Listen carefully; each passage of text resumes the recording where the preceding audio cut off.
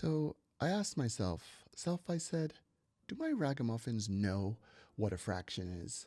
And I thought, well, we've done really good work with talking about equal groups of things. Why not break it down to things that are less than one whole and look at equal parts of a whole? So a unit fraction has a numerator that is equal to 1. A non-unit fraction has a numerator that is not equal to 1. We're going to look at a rectangle. We'll also be looking at number lines and examining numbers below 1 and greater than 1. So we have here a fraction refers to equal parts of a whole. They're broken into two parts, the numerator and the denominator. When you were in second grade, you were expected to understand that if you broke a whole into two equal parts, each of those parts would be 1/2.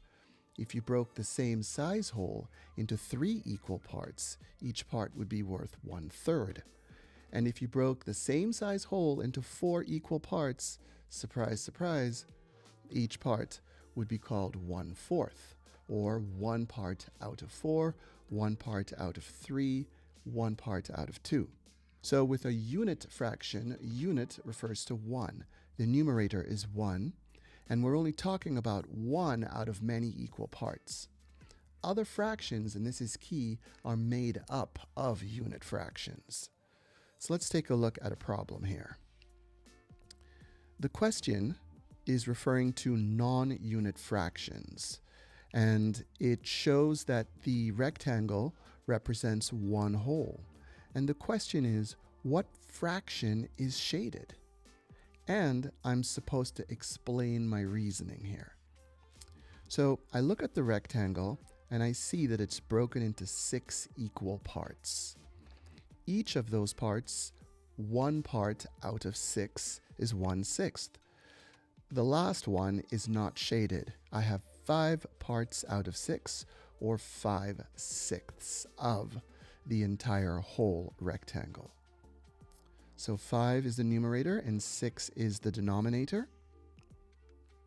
The unit fraction 1/6 is shaded 5 times. And the fraction that's shaded in total is 5 parts out of 6, or 5/6.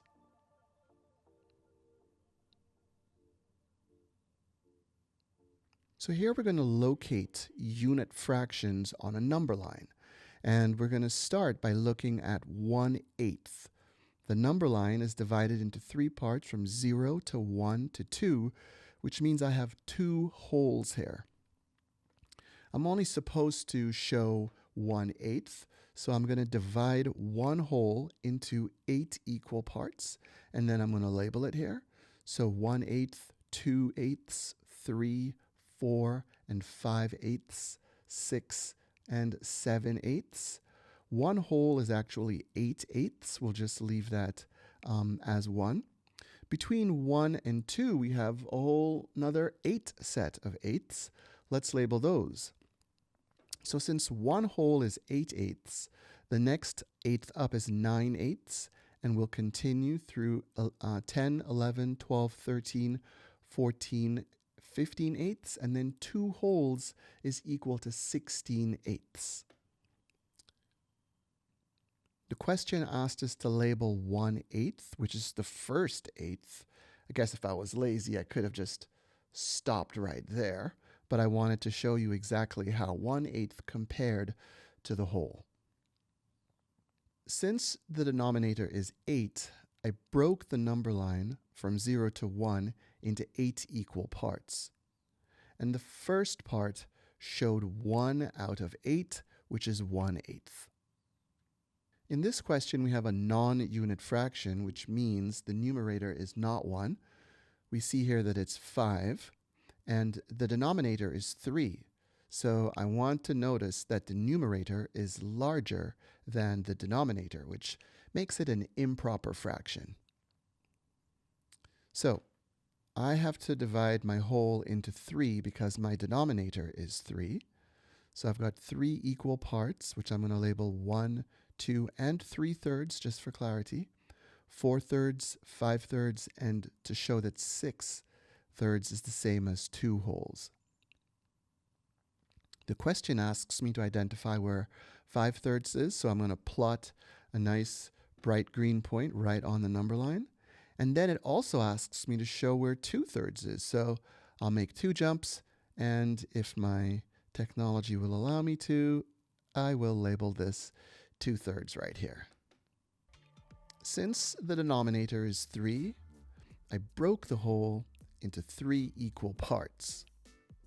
Then I counted out the first 5 and 2/3 to show that 5/3 is actually greater than 1 by 2/3. So the question wants me to locate where 1 is. They've already gone ahead and shown me where 1/3 is, and the rest of the number line is blank. So since they've shown 1/3, I know that I've got 1 out of 3 parts in order to show the entire whole.